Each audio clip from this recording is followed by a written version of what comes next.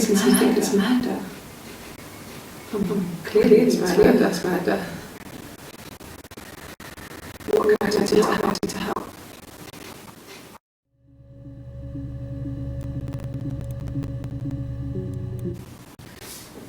Yeah, that's me. But February, and that was months ago. What's that got to do with Simon's murder?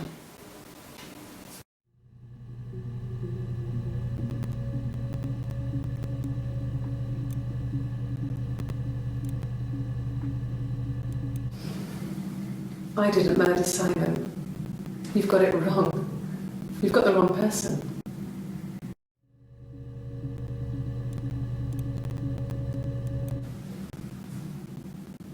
I'd like to speak to a lawyer now.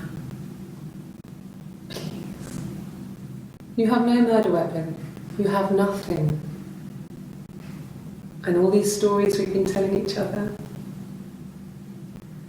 just that. Stories.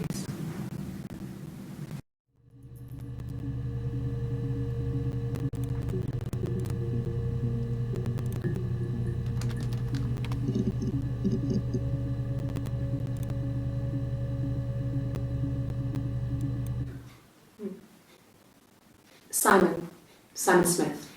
He works at Ernst Brothers Glass. They do windows, all kinds of glass.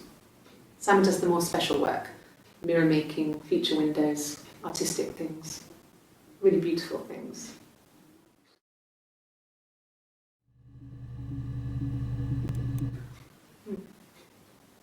Simon Smith. He works at Ernst Brothers Glass. They do windows, all kinds of glass. Simon does the more special work, mirror making, feature windows, artistic things, really beautiful things.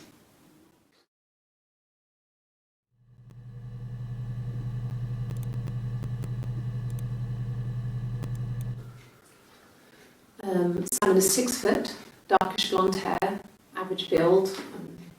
He's clean shaven. If his beard grows, it goes ginger, so he shaves it.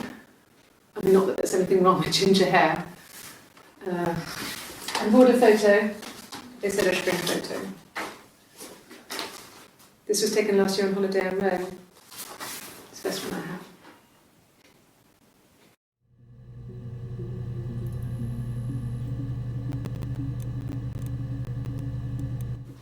It's the Rockington Arms, the Rock. It's run by a nice couple, Peter and Susan. There's some other regulars there that Simon likes to drink with, and the barmaid they're having sometimes, Helen. Peter said Simon had been in and had a few drinks.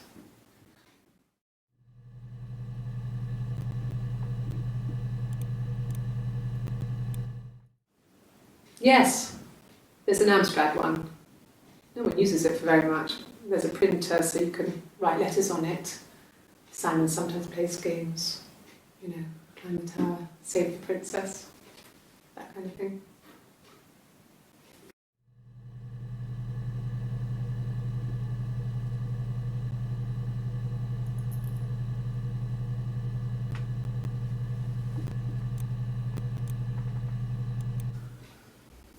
Simon isn't the type to run off or do anything crazy. Someone must have done something to him, or there must have been some kind of accident. So what do we do next?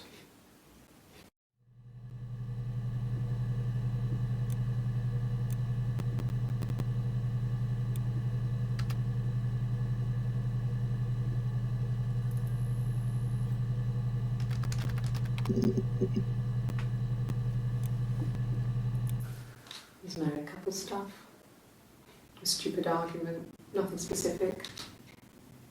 No one knows how to push your buttons better than those you're close to.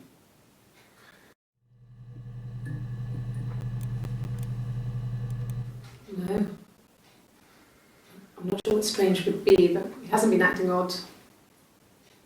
He's been busy at work, but nothing too stressful.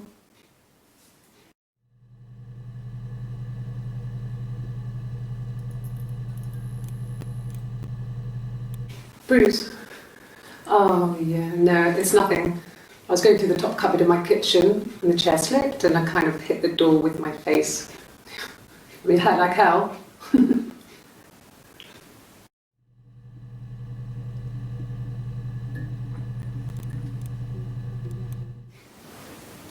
Nothing like this has ever happened to me before. Blood.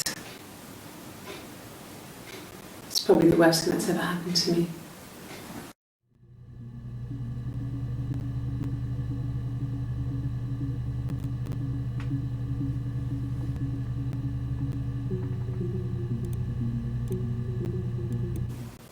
Okay. I parked up on the street. It was busy, so I had to park down the end of the road. Walked up, knocked on the door, no answer. I took my keys out of my bag and unlocked the door. The ring lock was unlocked. You can tell because the key doesn't turn when you try to turn it to the left. I walked in. Simon's coat wasn't on the peg. I couldn't see his shoes in the shoe rack. I shouted out. I walked straight into the kitchen because he usually sits in there to have a cup of tea and read his paper. But he wasn't there. I touched the kettle, it was cold. I looked quickly in the living room, nothing. So I walked upstairs to the bedroom and he wasn't there. I didn't search for him because it was pretty clear he wasn't there. I had a shower. The phone rang whilst I was in the shower. I didn't answer it. I think it was Eric. Then I was just exhausted. So I lay down on the bed and I fell asleep, though I didn't mean to. I woke up a couple of hours later and I was surprised to see no one in the bed next to me. And then I remembered where I was and what had happened. That's when Eric called again. This time I spoke to him. Then I called Doug and Eleanor. And then I decided to come and see you. That enough?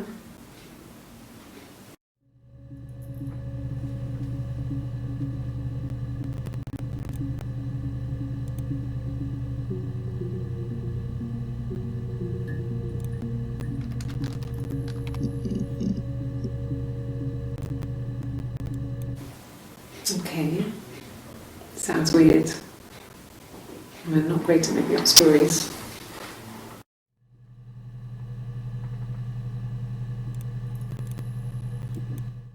Yes, I read a lot as a child and watched lots of TV. Then the doll's house we still have in the attic. It's kind of a fairy castle. We used to play up there and make up our own stories.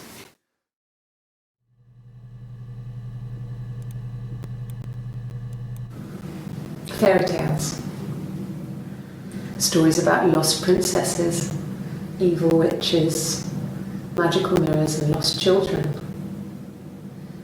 So you see, even before I knew the truth, I'd found it in those stories.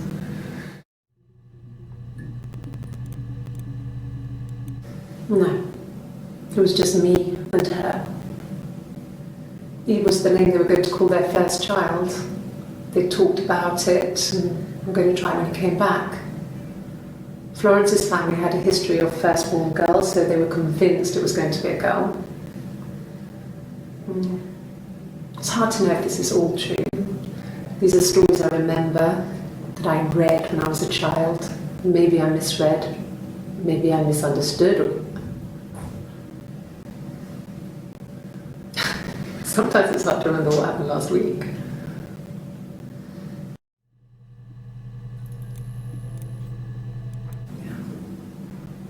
I'm not sure where the dollhouse came from. I don't know if it was given to them or they inherited it. I mean, they wouldn't have had the money to buy it. It was so huge. It must have been taken up to the attic in parts and then reassembled up there. It's a beautiful thing. Wallpaper to scale, little furniture, the lights work, mirrors, beds, big duvets and pillows. We spent hours and hours playing in it, invented all these characters and families who lived there. We wrote paperwork for them all, passports, diaries, and gave them all really elaborate stories. Once, a moth got trapped in there. We'd left a light on. was making the most horrendous noise. We tried to kill it, but it was tough. We ended up crushing it under a copy of the Arabian Nights.